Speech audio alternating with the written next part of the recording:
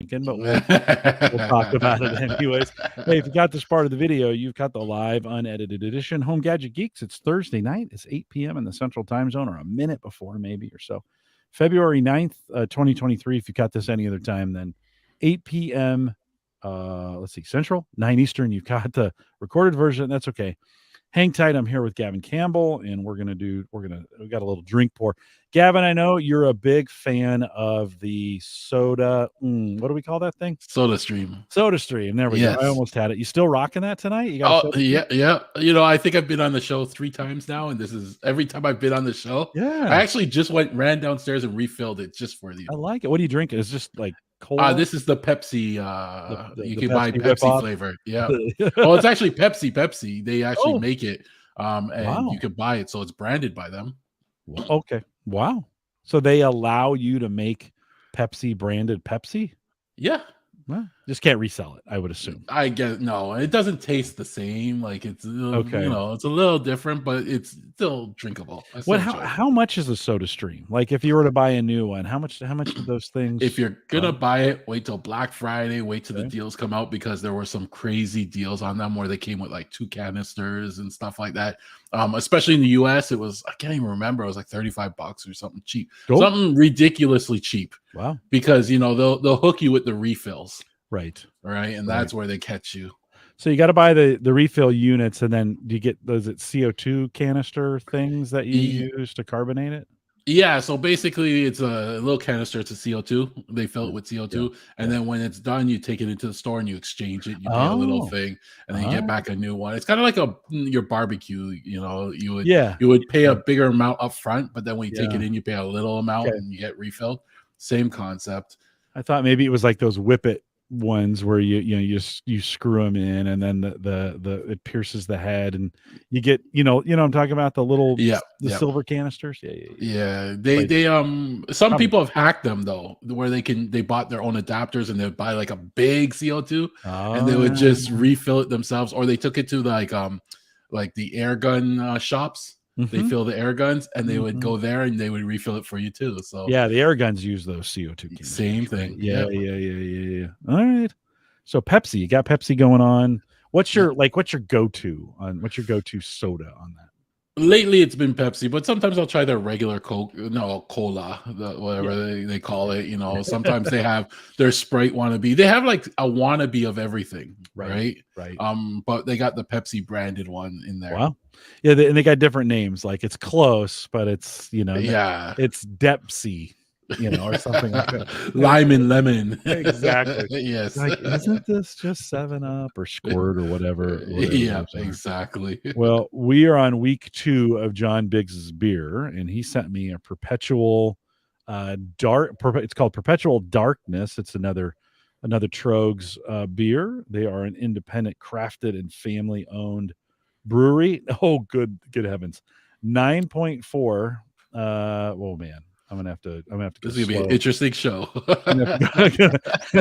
Gonna have to go slow on this one. Malt caramel, flavors of malt, caramel, rye. It's a Munich Pilsner, pale roast, Vienna is what they say there. So let's give it a let's see if we can take it slow. Yeah. It's squirted. These are ones where they put it in a generic can, and then they stick the sticker to it. So John, thanks for we'll pour these. Thanks for sending these beers. If you've got a beer that you want me to try and then feature on the show, send me an email, jim@theaverageguy.tv, and I'll give you all the details. This isn't probably the smoothest pour. I've been drinking the beer out of a mason jar, out of a 15-ounce mason jar. Sorry for all the beer purists. I just totally screwed this up. Look at the head on that thing. Like, yikes! I didn't pour it slow enough. Don't worry, it'll go down. It'll be fine. But yeah, I've kind of gotten, especially for this size. I think this is a pint. I've kind of gone to the mason jar as a beer. Just, I don't know. I kind of like them. We when we make spaghetti, the spaghetti sauce that we buy comes in these mason jars, so you can double them. And I was like, I had to keep one, or their Atlas brand. I was like, I got to keep one and just use it for a beer pour. Turns out drinking beer out of a mason jar is not a bad idea. Reusing it is a great thing too. Less things to throw away, and they're probably easy to clean. Super easy.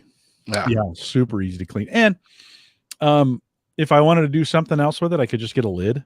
I don't have a lid for it, but I could get a lid and we could store stuff in it. So pretty cool. John, let's see. So again, Perpetual Darkness is what this is called. And it is a barley wine ale of some sort. They'll make anything these days. And it's 9% alcohol. It's 9%. Yeah. Right. If I start to pass out, just keep going. I think StreamYard has a automatic cutoff at like 4 hours or something like that. Yeah, something like that. I also got earlier I'd poured a little bit of this looks beautiful. I had poured a little bit of scotch. So I got that. This is my backup. So I think we'll be okay by the end of the show.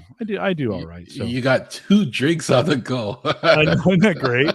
Isn't that great? It's been that kind of day, right? I know you're having an interesting day. I had one too.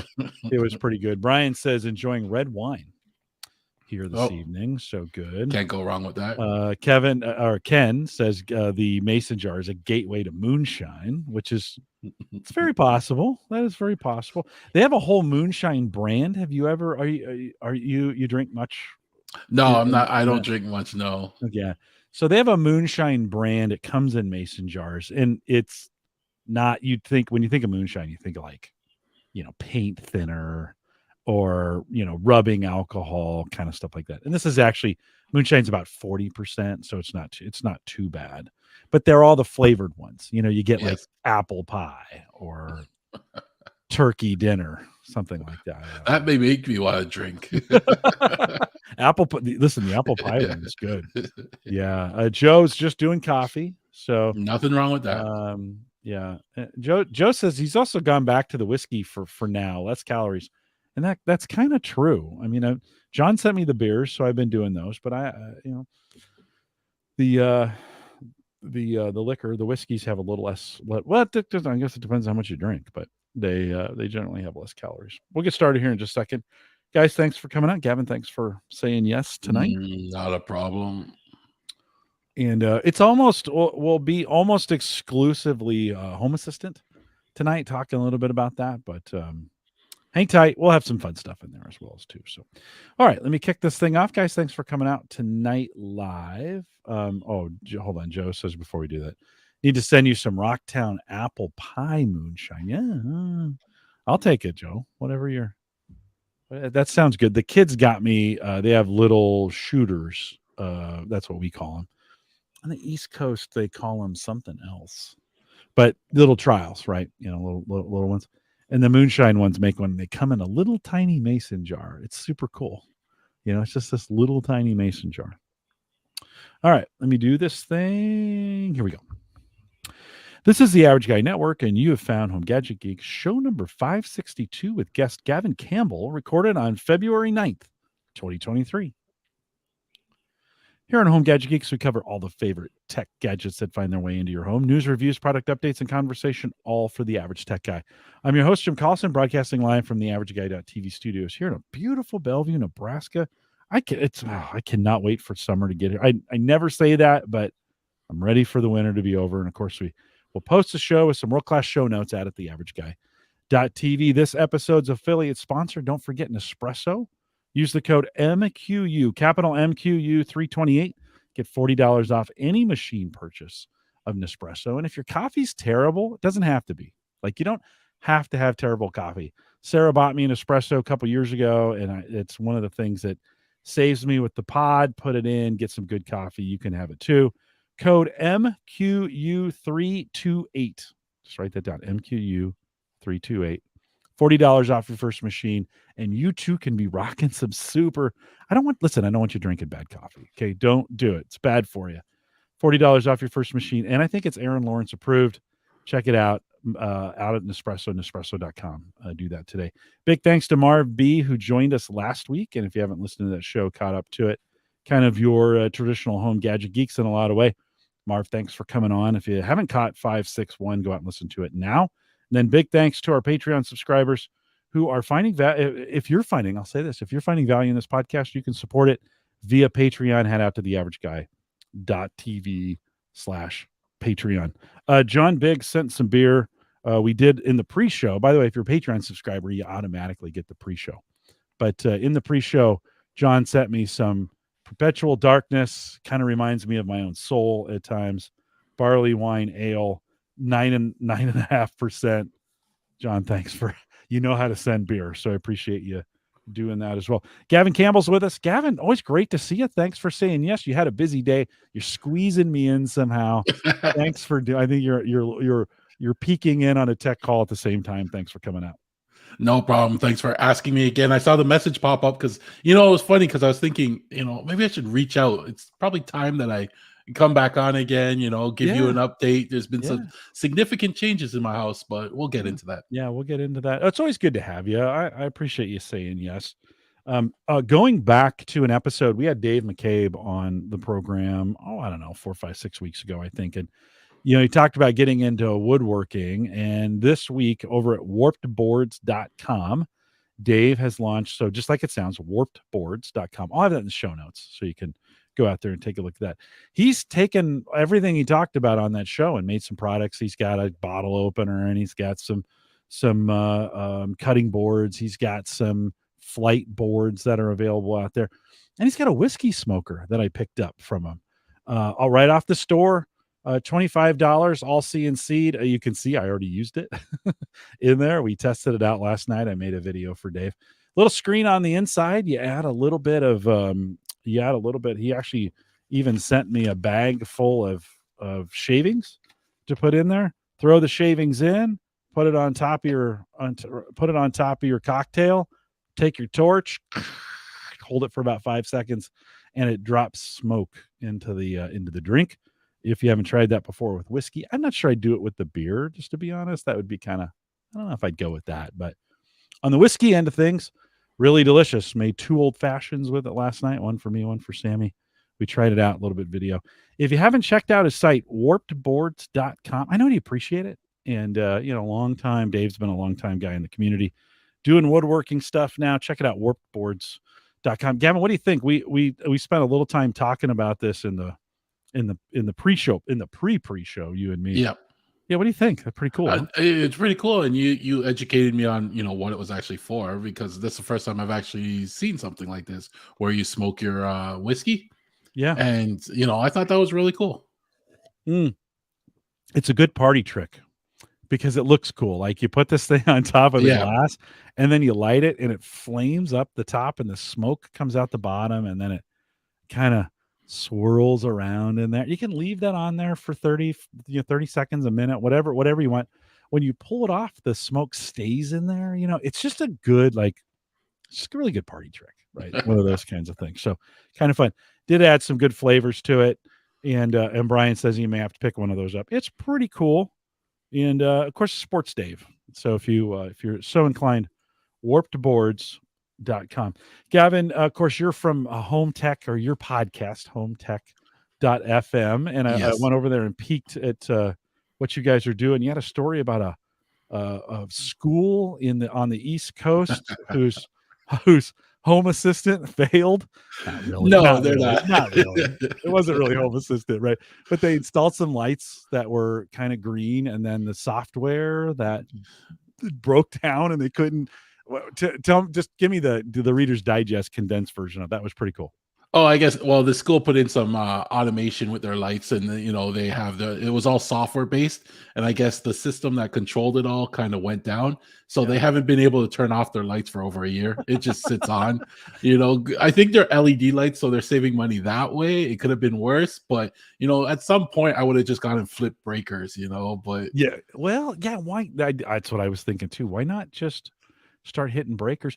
Teachers were complaining because they couldn't turn down the lighting. I mean, we're going to talk about home automation tonight, and this is all real stuff, right? When you start thinking, if your hub goes down or the power goes off or whatever, right? You kind of get stuck in this situation. It does sound like they got the right part and maybe the right contractor, and they're like, okay, this time there needs to be an override put in so we can override all these systems, right? But certainly the city is paying that power bill for those lights to be on 24/7. And you're right, they are, they're energy efficient lights, so it's not like they're burning incandescents the whole way out. But that's I mean, that's a real concern with home automation, right? When we're thinking Yeah. about setting this up, you were a Hubitat guy for a lot Oh of yeah. years, right? And I think the value of the Hubitat was that it would work if the internet went down.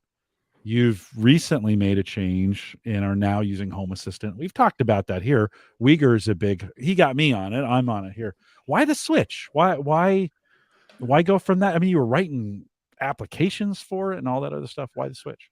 It was mainly at first it started out as curiosity. I've heard everybody talk about Home Assistant, how great it was, the things it did, and I got a little curious. So I loaded up Home Assistant on my system, and one of the listeners of the Home Tech Show, he kind of gave me that extra push. He was going to send me the Home Assistant Yellow at some point, but we couldn't get a Raspberry Pi, Which so is I was hard, like, which is hardware, right? I mean, yeah, it's which is on a their phone. hardware. Yep. Yeah. So at that point, I was like, you know what? I don't need their hardware. I'll just run it in a VM on my Unraid server, which I did. And then it kind of just took off from there. Like as soon as you start getting into it, you're like, oh, this is cool. This is cool. And went from there.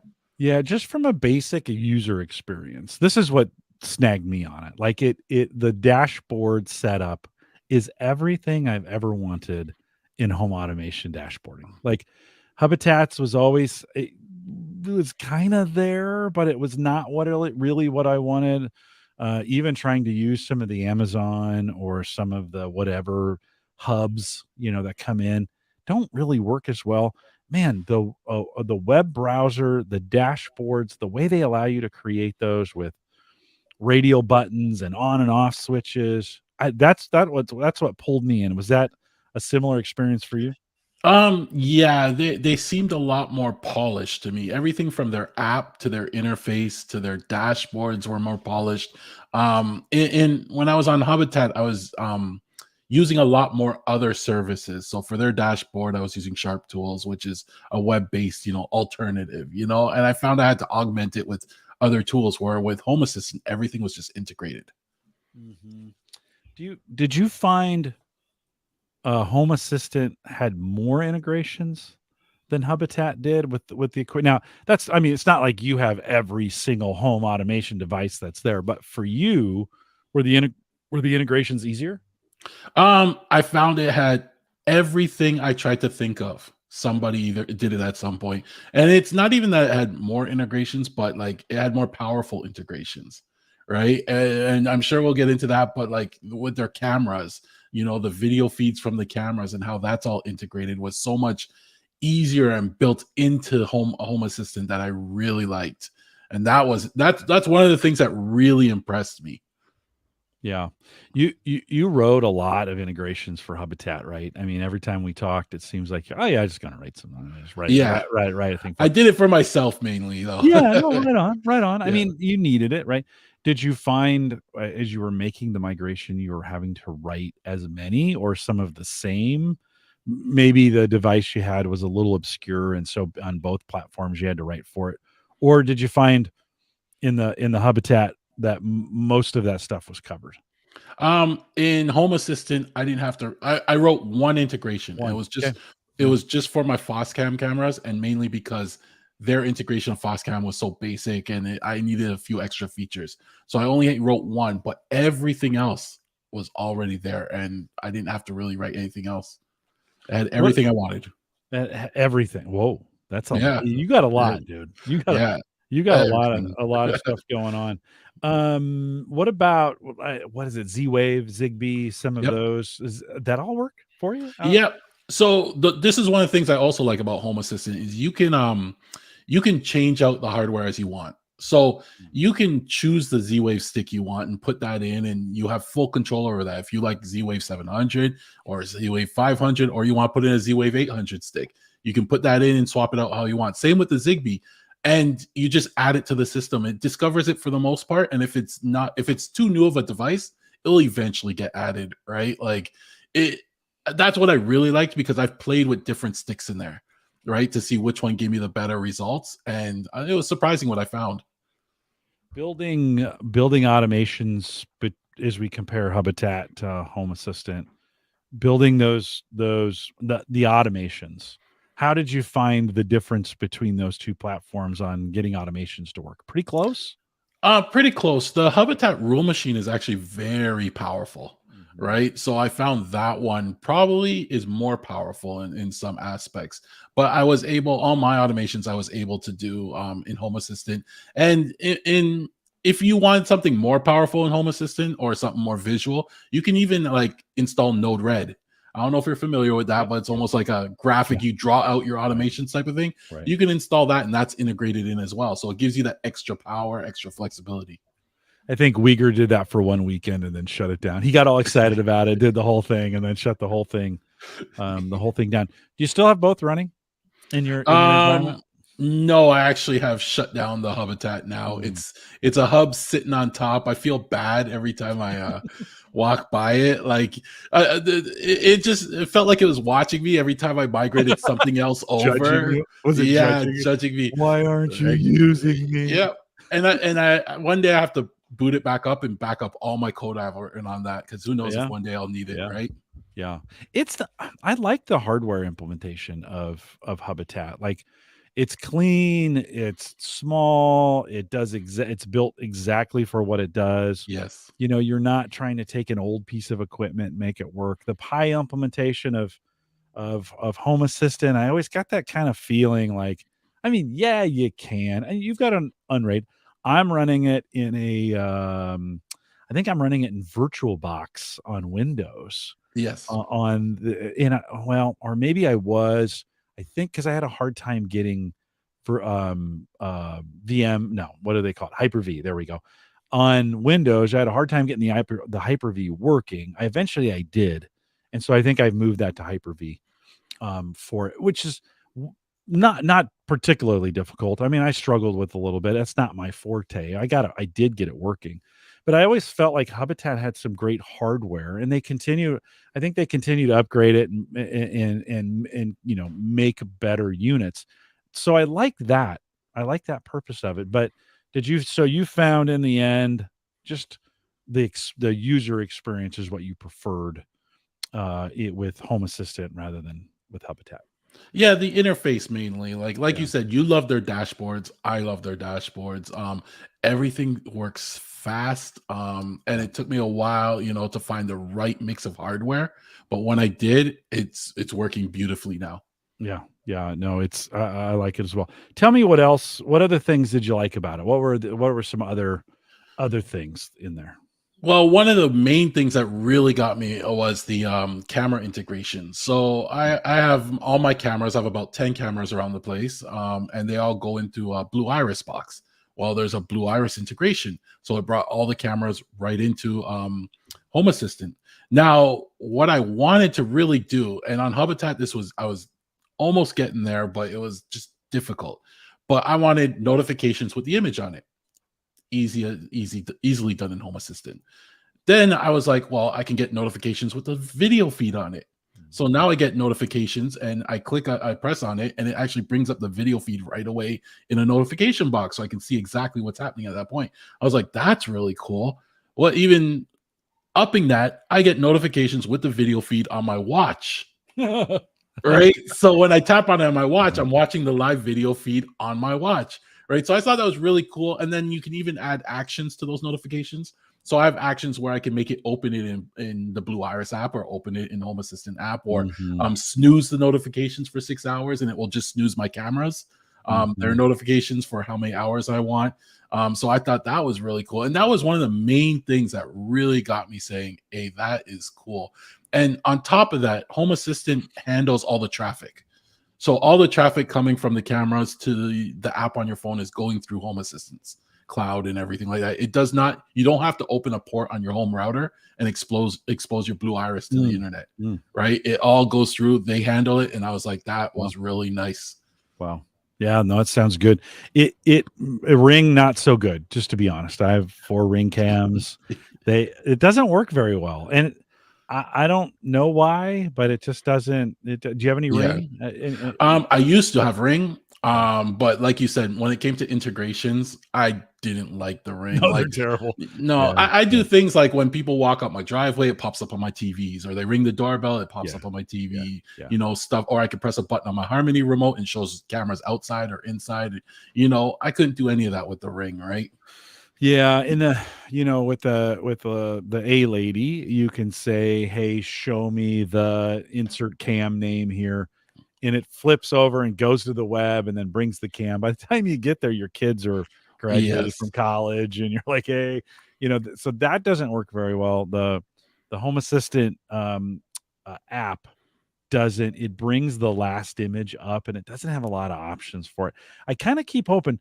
One of the things I've noticed about Home Assistant is the development of it is constant. Like every month I get a new update. Every month I get a new core update to it, right? You have the kind of I think the core, and then something else. There's 2 updates in there. Yes, yeah. Right?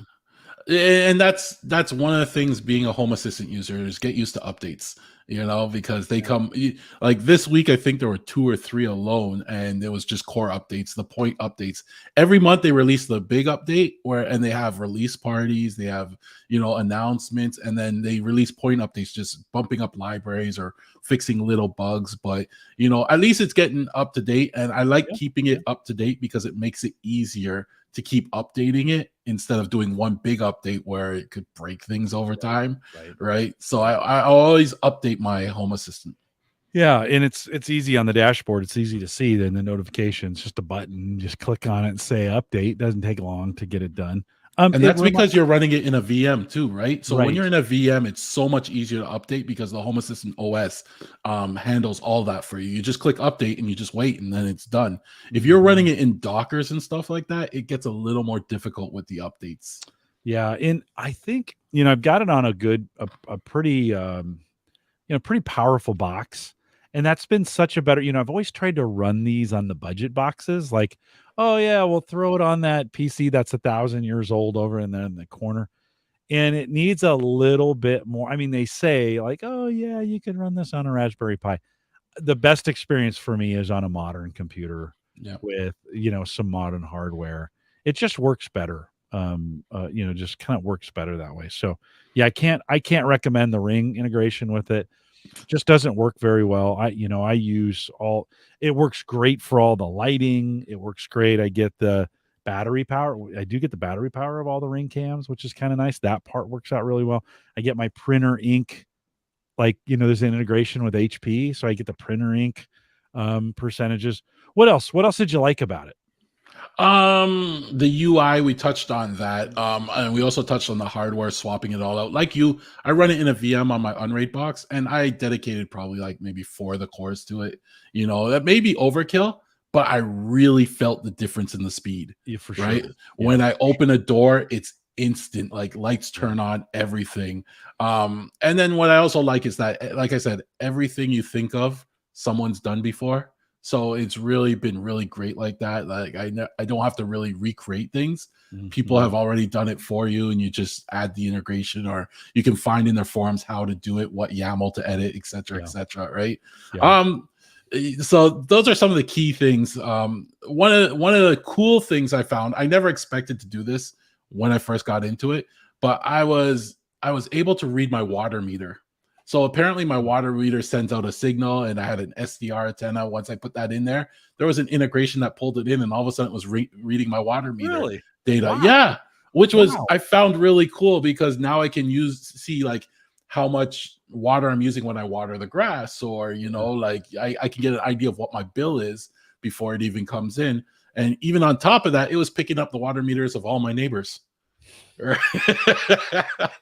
Which I should have said that when you had a drink, but that's hilarious, dude. But I've actually messaged my neighbor and said, hey, someone's taking a long shower. because it picked up his meter. Do you really want to tell him that you can creep on we're close like that. Okay, good. We're pretty close, but it was surprising to see that everyone's water meter was just shooting out a signal and anybody can read it. Yeah. Right. So I'm trying to get my gas in there as well now. That's kind of scary. Okay. So is that the meter? Like I have a wire that runs up from my water to a unit on the outside of the house that in theory, the water company drives by or something and is that what they're doing? Similar thing. They just recently switched us over. We used to have to call in every month and give them a number, and then they put some smart meters in, and that's when I found out, hey, this meter is actually broadcasting the signal. That's creepy. I mean, it's water. It's not that. It's not like it's it's not like it's anything like that. What are you using?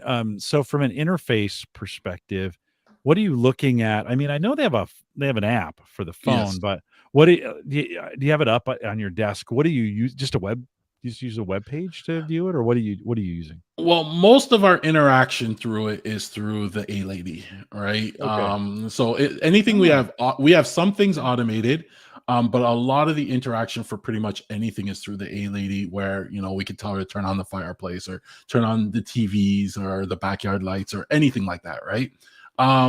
But then the app we'll use on our phones. So that if we need to open up the app, because you always will at some point, we can do it on the app. And I just create simple dashboards on the app, and some of it is status of things. So I have status of if any devices went offline or any low battery devices, being proactive. So when I open up the app, I can see stuff like that. We can control the garage doors or anything like that from, A Lady. And A Lady is our main one, but we can also do it from Siri or Google Home. I also have those in here that I play a lot with, right? So it's all the devices are on all those voice assistants. Yeah. I have a Surface Pro 3, an old Surface Pro 3 that's touch. And that dashboard on that, it's just because I couldn't really use this computer for anything else at this point. I mean, it's really slow. Yeah. But for running the Home Assistant dashboard, it looks great. So I just use the web browser internally. It sits at my desk. It's in a dock. I mean, that battery is a long shot at this point. It's not. If I take it off, it dies, right? But that's worked out well for me too. And you just kind of reminded me, like I had initially had to set up on my phone, and then I think I stopped using it, and the app went away. Probably need to reinstall that because that could be super handy, right? To have that app available to me as another way of interacting with it, right? It is cool. Like I've added it's pretty cool what you can do with it. I've added some like extra things into the app. So it's loaded on the wife's phone, and when she's in it, if she's not home or if she's at home or wherever she is, it will tell her the length of how long it is for her drive to work, how long her drive to work will take, or it will tell her how long the drive will take to get back home, right? And it pulls that information from Wise because they have a Wise integration, right? So, I've customized the dashboard based on who's logged into it on the time, and she kind of likes that too because she could just load it and see, oh, today there must be an accident. It's taking longer than usual to get to work, right? And things like that. Like you can look at it and she sees status if any of the doors are open. I think the most used automation, though, is the good night routine. Right. And I think the one time I had it was not with Home Assistant, but when it was down once and she had to actually go around and turn off everything and close everything and lock everything, she actually said, you better get that thing up and running again. She's like, one time, that's it. I did it once. You better get it up and running again. We haven't implemented that here. One word to control them all. To kind of shut everything down. With that hasn't worked for us. But we do have a lot of integrations for the rooms. Yeah. So, when I get done here, there's either keywords that I say, or I can go right to the dashboard and just go, and they all go off, right?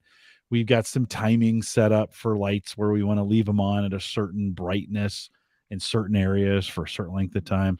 Yep. Yes, we still have our Christmas tree up, which is still controlled by a switch. I don't know what we just both look at each other like, you want to take it down? No, I don't want to take it down. Week. No, I think it's going to stay up. I seriously think it's going to stay up all year. But it'll be June. The A Lady? Yes. Yeah, I do. Oh, so do you use the room awareness of it? Like You could just tell her to turn off the lights, and she'll know what room you're in and what lights they Oh, are. no, I haven't set those up yet. Oh, No, that's a good that's a good idea. We do have one in every room. Here's the problem. On the first floor, they're so close together, they hear each other. So yes. that may run. No, that hasn't worked for us. I know for a lot of folks it works great, and it's not like I'm upset that it doesn't. It just doesn't fit our family flow. But for me, it's really nice. Click off the so I have my monitors, have my studio monitors are set on one plug. My work monitors are set on another. And so when I'm done with things, I can hit the laptop button so the laptop goes to sleep. Yeah. Tell the A lady to turn off the work monitors, or hit the buttons, work, studio, hit the surface so that goes into sleep mode, and everything down here is out. Like, I mean, I have a lot. It's 10 monitors down here, and I can shut those things off in like 3 seconds, right? And so Yes. that's a super nice, and I can do it with my voice, or I can do it with I can hit them, on the dashboard if I want to do it that way. If I forget, if there's another A lady around the corner, I can just say, "Oh yeah, turn off that light," right, on the way up. So that's kind of the way we use them. Anything else that you found that you really like? You've got some things you don't like. It sounds like we're being fanboys. You've got a few things you don't like, but anything else and you want to highlight before we move to that list? Just the reliability has been great. Now that I got it all up and running, it has been super reliable for me. And it's almost like I don't even want to touch it anymore, like it does its thing, it does it fast, and I've never had any issues of it like slowing down or anything like that. At first, it was a few growing pains, I admit. They had one update that actually had a memory leak, and I was testing that over the weekend. That was a bit of a problem, but it's just, other than that, it's been super reliable, and I'm really liking it. Cool. Couple questions coming in on the chat room about this the water meter thing. So let's Jim Shoemaker says, yeah, read your own water meter, detect leaks. I mean, that could be right. Yep. A usage of it, right? If you're not using water and yet you see it Yep. being used, right? Could be a leak when no one's home.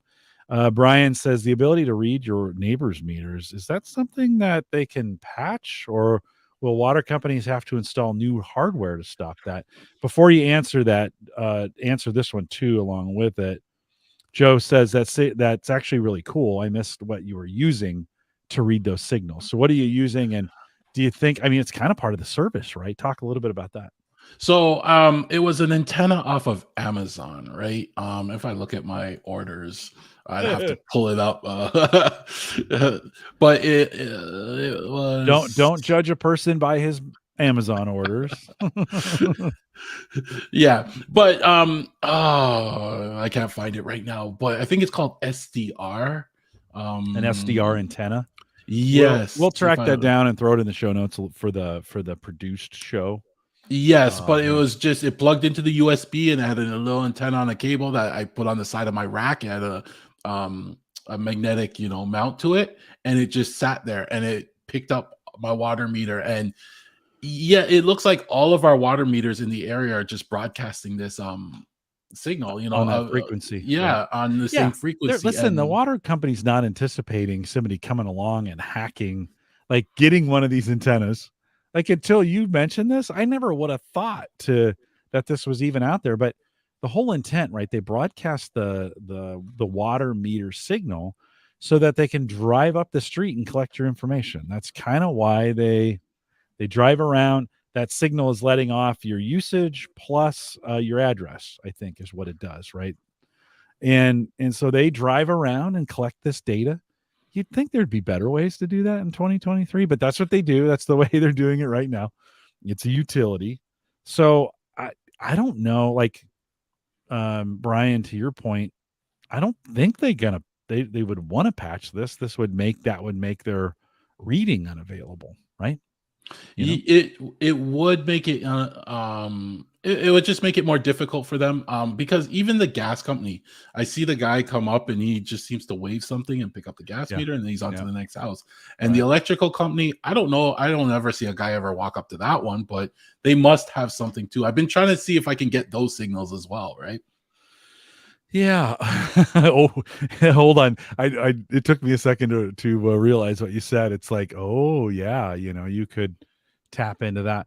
Well, you'd think in 2023 the utilities would come together and have a unified way of collecting that it would send that data in. And I bet they do in some cases, rather than have them drive around and collect that data, couldn't they? I mean, we have some things now. They should just be able to, I know. you know, I don't you think? Let's see. Alex says you can't remotely disconnect it or anything. Well, yeah, I mean, you could disconnect it, but the power or the water company, that's how they're billing you, right? For Yeah. this. If you disconnect it, you're probably going to get and Alex does say the only thing it's probably just broadcasting usage, and that's Yeah. that's the whole purpose of it, right? All it broadcasts, I think, is just the number of the meter and then the current value Yeah. of it. That yes. Because the number, that's probably a unique identifier to you, Yes. and then the whatever the value that they're trying to pull off of that. Yeah. Well, that caused a little more ruckus than I thought. That's a good. Reading your neighbor's water meter causes some excitement, I guess. Well, it's funny because, like, when you said you read your own water meter, yeah, I was like, oh yeah. But then when you mentioned the neighbors, like, oh, that's a whole different, like, that's like stealing your neighbor's Wi-Fi, Yes. from it. No, I've had those thoughts out in the shed, and I've got a Wi-Fi extender in the kitchen that covers the deck, but it doesn't quite make it all the way to the shed. But I am really close to my neighbor's house, and they have an open. And I was like, I don't. No, I'm not going to do it. I don't want to show up on there. I don't want to be the guy because I've named everything. He would know. He would know. No, don't want to be that guy. Okay, what in this transition, what kind of things do you not like about it? We've been very positive so far. Yes. What have been some of the negatives? Well, first off, everybody I think gets intimidated when they first run it. It's a big learning curve. There's a lot to it. Understanding just the terminology or where things are, entities versus devices versus integrations versus add-ons. It gets intimidating. When I first loaded it, I was just presented with hundreds and hundreds of entities, and entities are almost like properties of a device in a way, right? And you were just like, this is a lot of information. So, I started hiding them. I hide a lot of the entities, disable or hide ones I don't need just to get them out of the way so it's not as intimidating. So that was the first thought. There's still Home Assistant is in the process of migrating everything to the GUI, to the user interface, right? But there's still a lot of things that you still need to drop down to YAML to edit. But over time, they'll migrate more and more of that out of the YAML. But when you get to know YAML, it took me a little bit to get used to it. You could do so much in that YAML, but it's a steep learning curve. But you could do things faster. Like when I was designing my dashboards, for example, there are times when you had to add 10 different buttons and all the clicking, you could be there forever. Well, I would just drop down to YAML, copy and paste code, paste it 10 times, and just change the entity name, and then I was done. Dashboard's all done. Or I just copy the whole dashboard YAML over to another page and just edit what I want, right? So as powerful as it is, it's still like YAML is still like a scary thing that you have to get your hands on. Well, they're working through a whole dynamic change that's going on with home automation. Right? Yes. And they're changing things all the time. Hubitat was the same way in some regards, right? Because all these standards are changing. So there is a lot going on with that. Do you think, there's a lot of home automation companies coming and going too, where they're there for a while and then they're gone. Does that play into any negatives on Home Assistant at all? No, Home Assistant's been here for a while. I mean, last time I tried it was years ago, and I didn't like it back then because it wasn't as user friendly as it is today. But it's been here for a while. It's open sourced, so there's a lot of people contributing to the code that want to keep it running. Yeah. I don't see it disappearing anytime soon. Okay. I think they're making some big strides this year. This year they say is the year of the voice. They started working on integrating their own voice assistant. Oh, right. So they've partnered with, or they've actually, I don't know if he acquired or he's now an employee of theirs, and he made the Raspy project, which was like a hardware based home voice assistant. Open source, right? The It's an open open source. source. Yep. Yeah.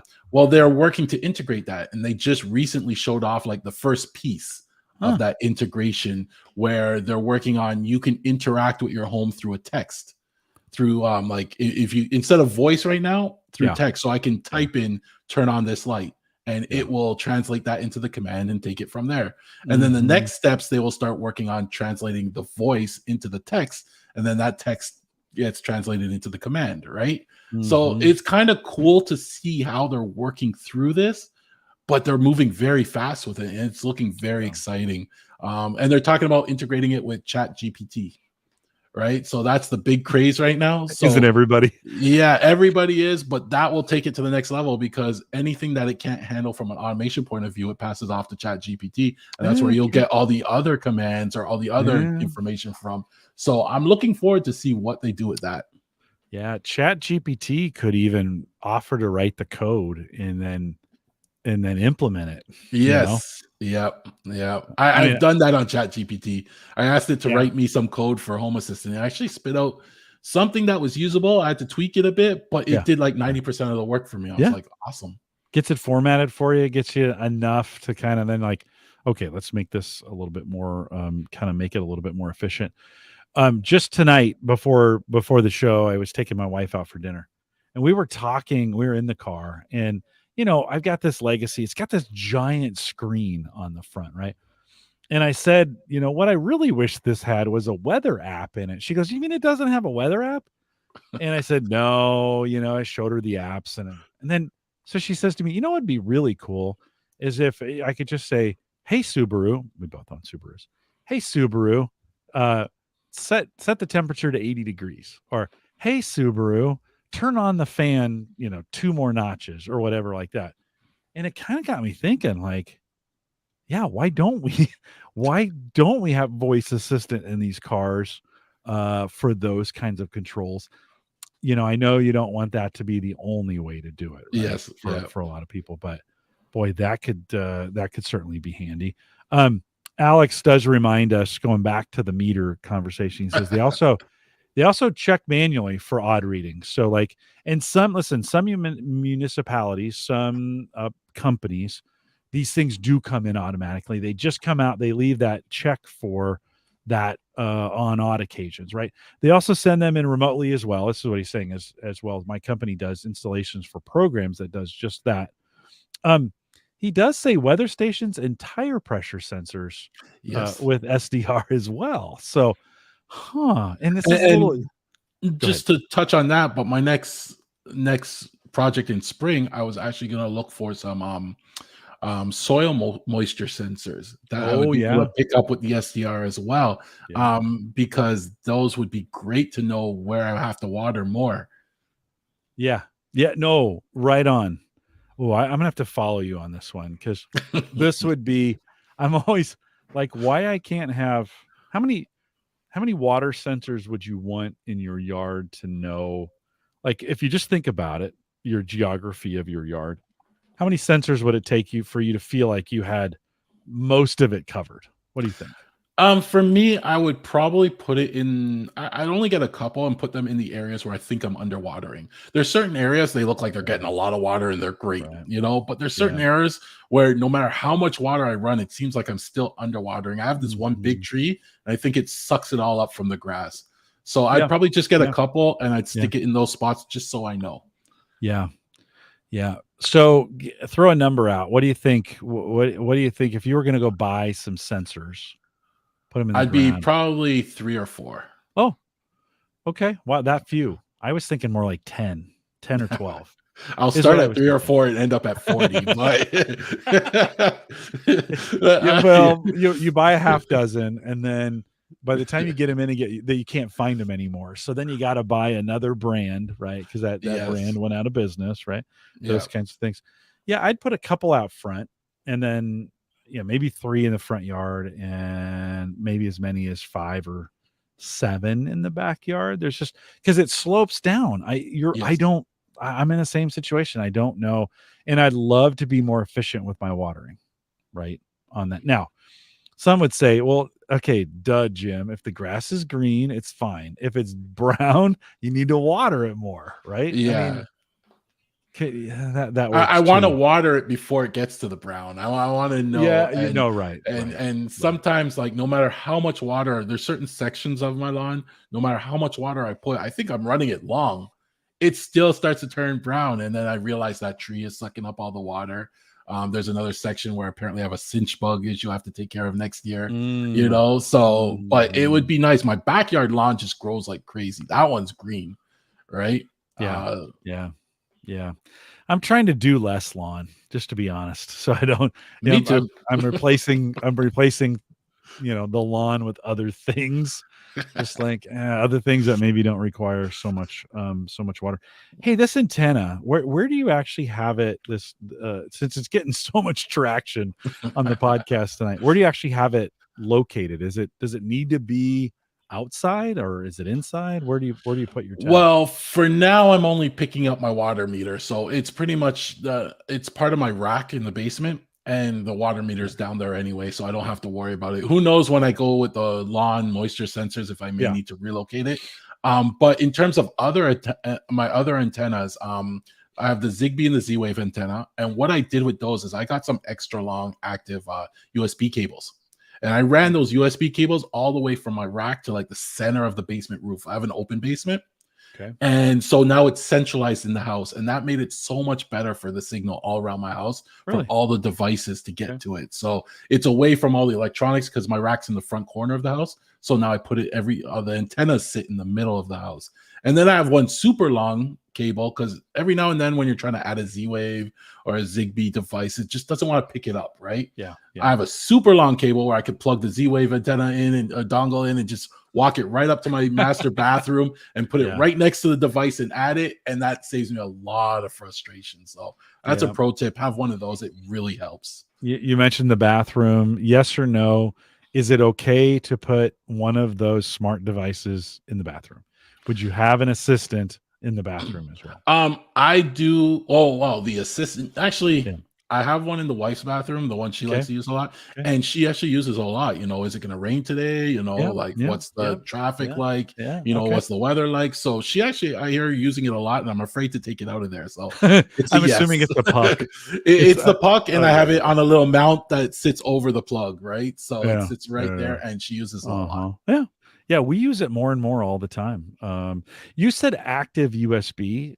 Does that mean it's got power associated? You're adding additional power to it, or Because it's so long, I think USB cables are limited in length. I can't remember if it was okay. 6 feet in length or 6 meters, but then when you add the active cable, it lets you get up to, like, one of my cables is 60 feet. Okay. And that's the one I use to carry all the way upstairs whenever I have to re-add something. Yeah. Okay. No, that makes sense. I'm just kind of thinking through the setup. Couple more comments. Joe says the older Microsoft Sync, this was available in cars way back, did that for Ford, where you could talk to it and it would change things in the car. Not sure about the newer ones. I don't think that exists anymore, Joe. I My think that Acura has some voice assistance built into it, right? really But we don't okay. use it because the last thing I want to be doing is fumbling with commands when I'm driving. So Yeah. I still touch the buttons and know where those are, right? I would love the legacy uh temperature controls, HVAC, what would you call it? Yeah. The environmental, there we go. The environmental controls are touchscreen and I hate them. That's the one thing I love everything about that Yes. car except they should have made those buttons, not put them on the touchscreen. It's a terrible experience.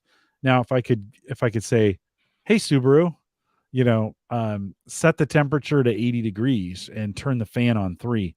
That would be awesome. Like Yeah, if you get an Android Auto, I think you can use the Google Voice probably, and with Apple, what's Apple's version? CarPlay. CarPlay doesn't let me Yes. change environmental controls. Oh, yes, yes. You want all that I want the stuff. environment. Yes, The other yes. stuff, it's working great. The podcasting stuff works great. Siri works great in there. Like, I mean, it really works well. That's the one, and I didn't know till tonight that I wanted that. That's just to be really clear. Well, I think Lexus has it if you needed to get a Lexus. No, not getting a Lexus. I'd buy a Tesla before I bought a Lexus.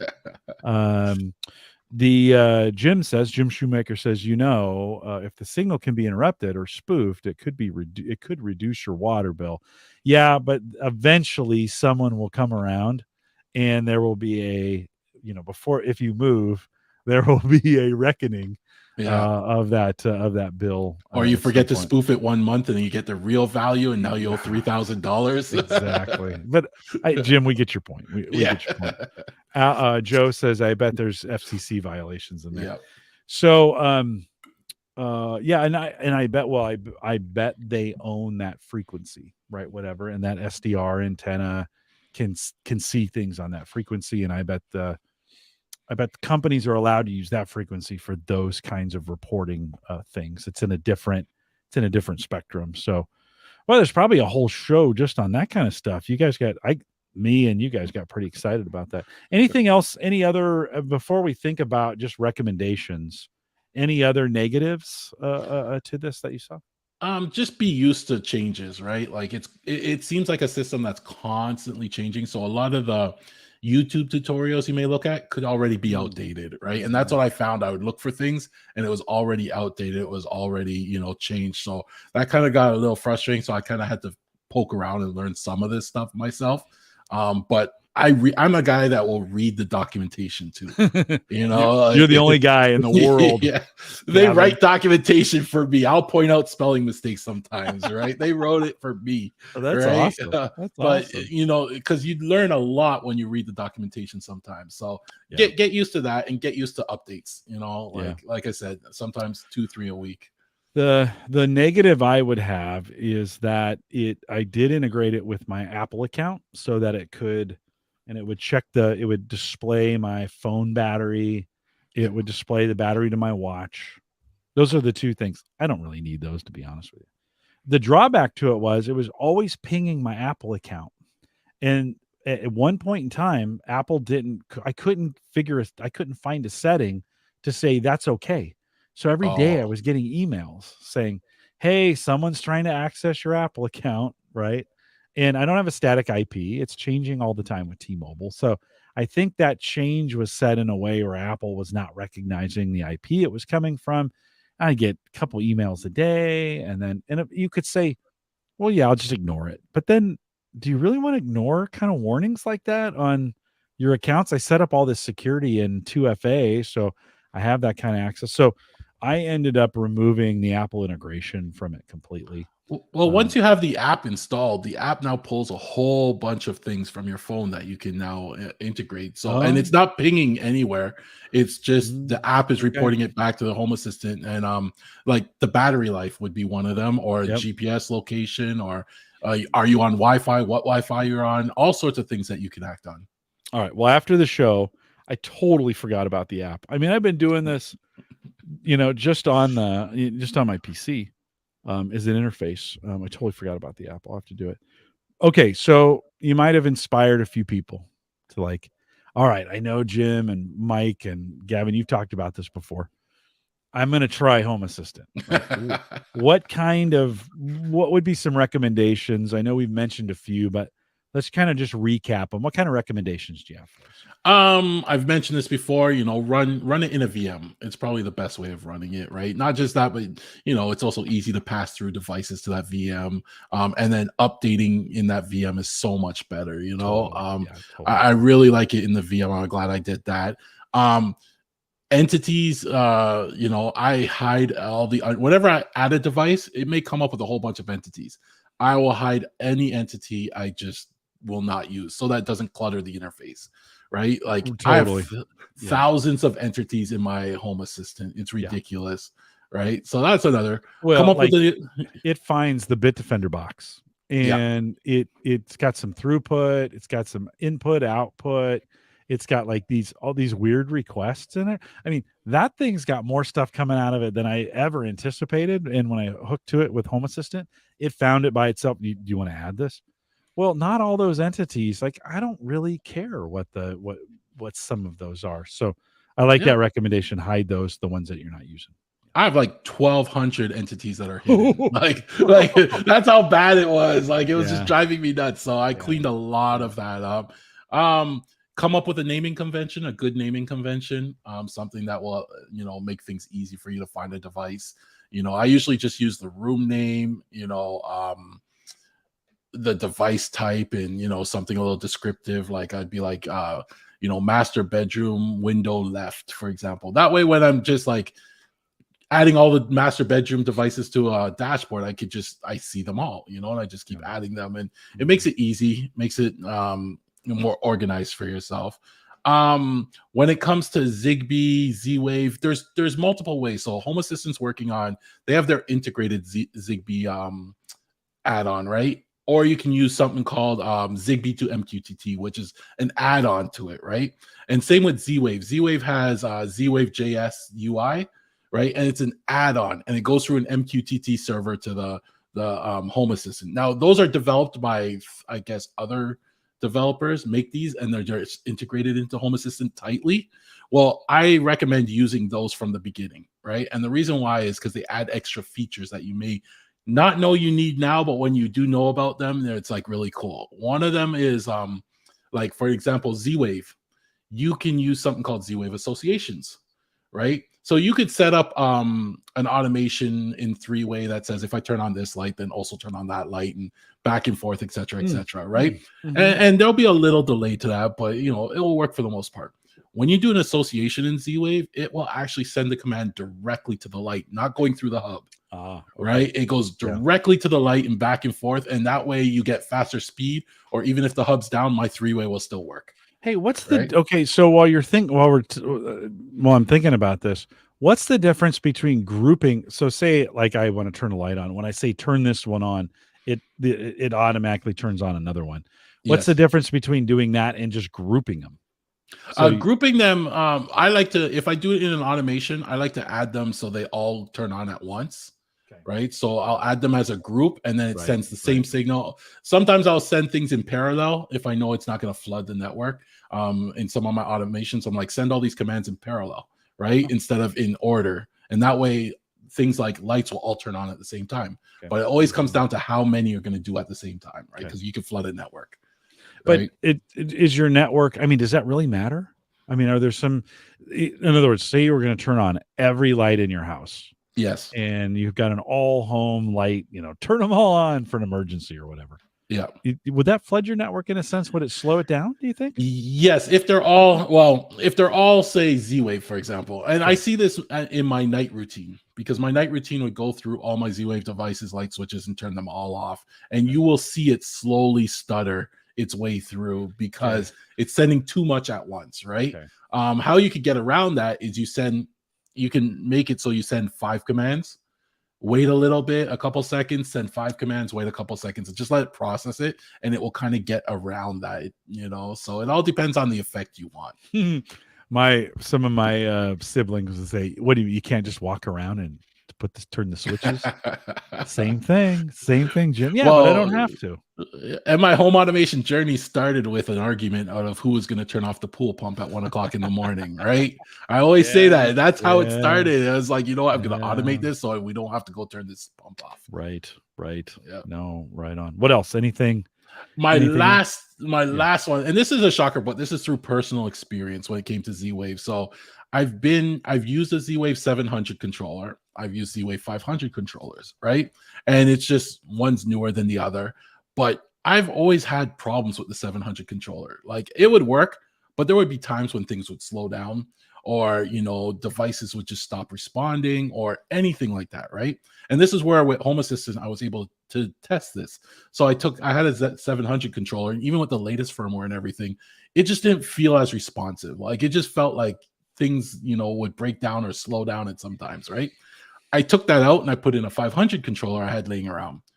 Night and day difference. My 500 controller has been running beautifully. No slowdowns, no issues, no devices dropping off. Everything just works beautifully. And I always like to recommend, if you could get a 500 controller and you're having issues with your 700 controller, try just swap it out. Put a Z-Wave 500 controller if you get your hands on one, and see what life is like. Because I've noticed that a number of things, even with Hubitat, my Hubitat C5 was probably the best Hubitat I had, right? Because that was still a 500 in that box. But then when I got the C7, I was constantly babying the Z-Wave network, right? And I just realized it was the antenna, because they came out with firmware updates and they said, this should fix that problem, but it never was the same, right? So my C5 I gave to my neighbor across the street, and he's loving it, right? Because it works perfectly for him. Yeah. Could I, like, I don't have a Z-Wave. Z-Wave's built into the Hubitat, right? Yes. The Z-Wave antenna. Yeah. But that's the only Z-Wave antenna I have. If I was going to Hubitat, if I was going to Home Assistant, is there any way to let that continue to still be the Z-Wave antenna, but control it through Home Assistant? Yes. So in Home Assistant, there's a integration or an add-on for Hubitat. Oh, well, I didn't know that. Oh, you locked up. 1 second. Hold on. We'll see if we get you back. See if we you're back. All right. Yeah, you're back. So no, there's an add-on in Home Assistant for Hubitat, and in Hubitat there's an app you can add, and it will sync them. So you'll get all your Hubitat. Oh, maybe we're flooding your network right now, Gavin. Give him a second to come back here. Are you back yet? Kind of, yes. What do you think's going on? I don't know. It must be my home network. But yeah, we're flooding your network with. I said too many commands at once. We'll give it it's okay. It's okay. We'll give it a second. So there's an integration between Home Assistant and Hubitat. Now, if I sync those two together, is that going to duplicate things? Like if I've got stuff already set up on Home Assistant, will that duplicate the stuff that's on Hubitat too? No, you can choose what you want to export and import. So what I did was, when I first did my migration, I didn't have a Zigbee or Z-Wave dongle, so I used my Hubitat as the antenna, and all the devices were exported to my Home Assistant. Okay. So it's using the Hubitat Z-Wave. Yeah. Like, dude, this is like a revelation to me, because I don't have anything Z-Wave. What would I if I was going to have Z-Wave or Zigbee, what would I have that uses that? In terms of like devices? Yeah. What kind of devices? Well, for one, my Z-Wave, all my switches are Innovelli switches, and they're on Z-Wave. Okay. Right? So I've pretty much, like, every switch in the house, and that's mainly because of my ADD. They all have to look the same. So I have them all as Innovelli's reds, and they do some cool things I have them doing. And then all my sensors, I recently migrated over to Zeus, so they're all Z-Wave as well. Right? But I do have some Zigbee sensors, some Aquara devices, also. So it all depends on the brand. Like, I always like to settle on one brand of a certain device and then get to know them inside out, all the quirks, so that when things go wrong, I know how to troubleshoot it, and it's easier than having 10 different brands. If I'm using TP-Link, I use a lot of that, or Casa. Those are Wi-Fi enabled, but those aren't Z-Wave, right? That's Wi-Fi. Yeah, that's Wi-Fi. Okay. So they'll discover you can add those to Home Assistant without any antenna. Yeah, that's easy. Yeah, all that stuff I use. That's what's worked well for me, is those. I think the Philips Hue is Wi-Fi, right? As well. It's not a Zigbee or a Z-Wave.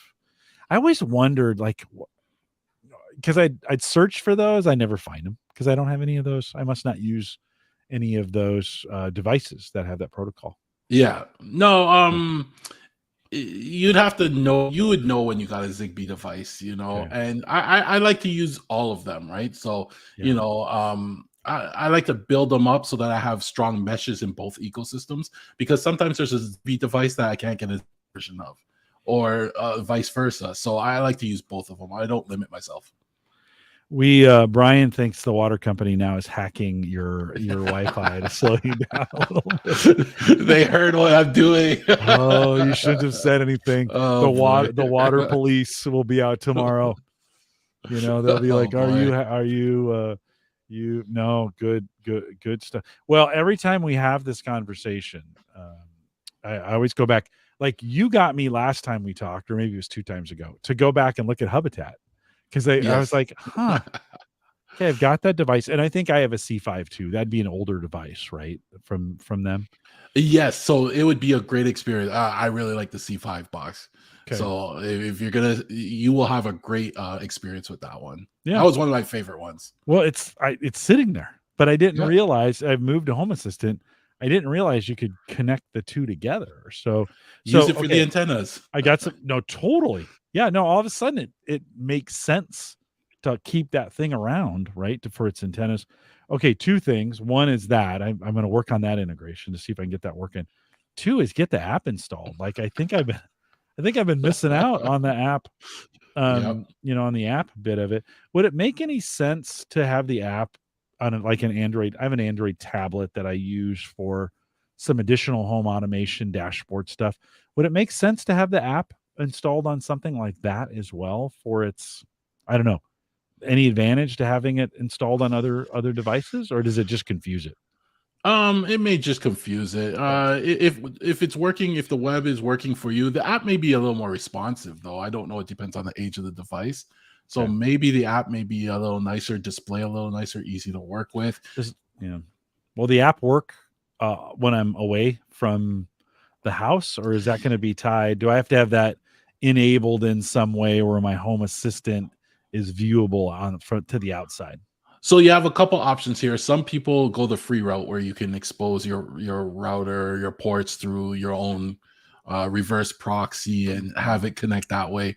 I just thought that was too much work for what I really wanted, so I pay for the Nabukasa. They have their own reverse proxy, and that just makes life so much easier. It's what, $5 a month or something like that and I get to support Home Assistant at the same time. So if I'm using their product, I'm happy to support them, and they're making my life so much easier. And it's not that expensive. Yeah, no, it's a good thing to think about. I haven't had the need to control things outside of the house yet, but Yeah. maybe that situation is coming up. Gavin, let me ask you one more question before we wrap it up. Of course, we've spent some time with Christian a couple weeks ago talking about LastPass. Yep. And that beer started to kick in for sure. Like my speech is slowly just going to start drifting off here. That was 15 minutes ago. You're only now realizing. That's exactly right. You're exactly right. Did this affect you at all, the LastPass? And are you doing something different, or what do you think about this password manager stuff? That was a great podcast. I have to say, that was an awesome podcast. I learned so much, and I came out of that podcast fearing so much more.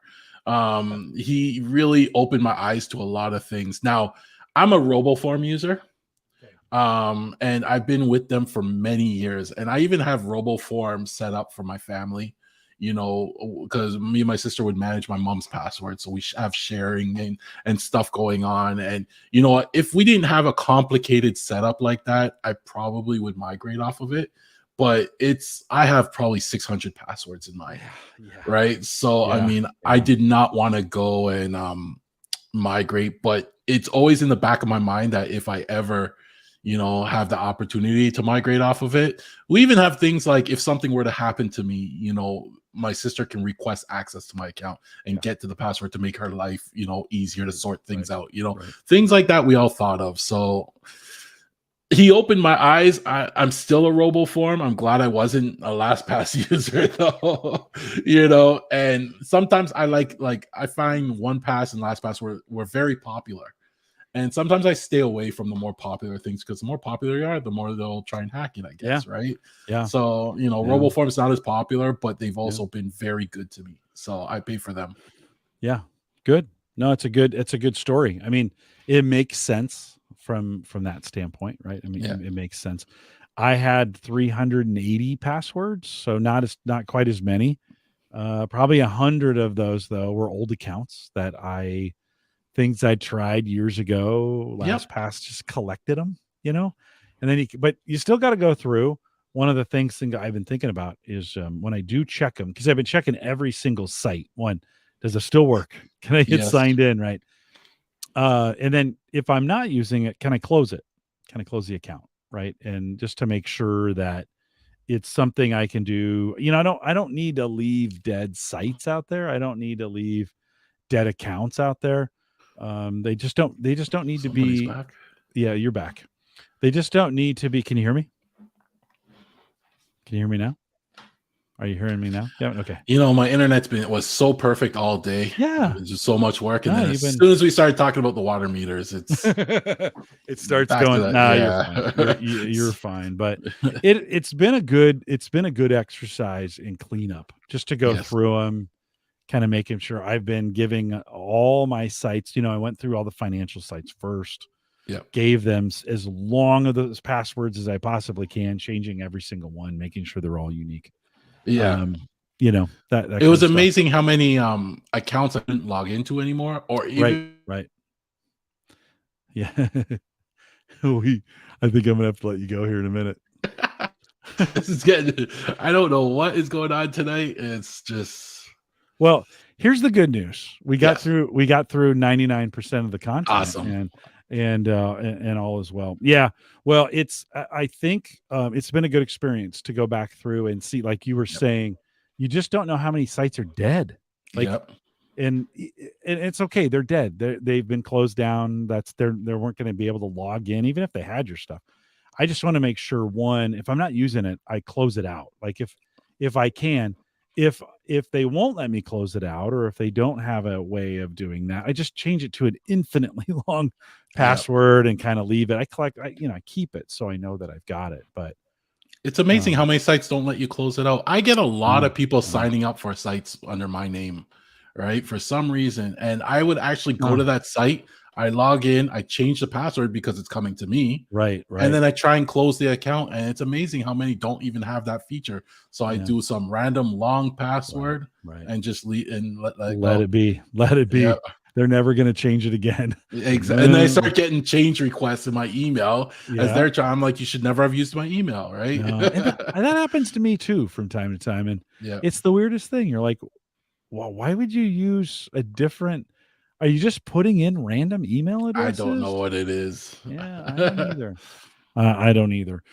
Well, Gavin, I tell you what, I will close things up. Your internet is iffy enough. We'll let you get back to monitoring your call as well as being on. Thanks for coming on. Thanks for being a part of the show. Thanks for having me. I apologize for the internet. It's just I don't know what's going on tonight. But it happens. It happens. Don't apologize. We all have those moments like that.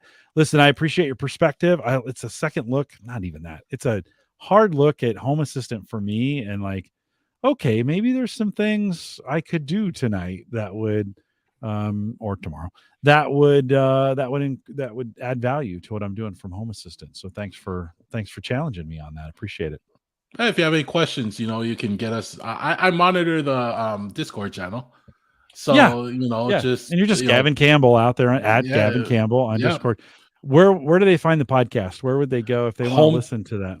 Hometech.fm is the podcast, and I'm on Twitter. I'm still on Twitter, Gavin Campbell. But we also have hometech.social, our own Mastodon instance. Ooh, okay. So if you're looking for Mastodon, it's amazing how many people are actually joining. Like I don't know. There was a period when we had open signups, and the bots just were killing us. Like we were just getting bots joining. So then we had to lock it off, and now people are just joining. They give their reasons, what they're interested in, and it's amazing. Like I'm sitting here constantly having to approve people because it's just coming. It's flowing in nicely. So it's been nice over there.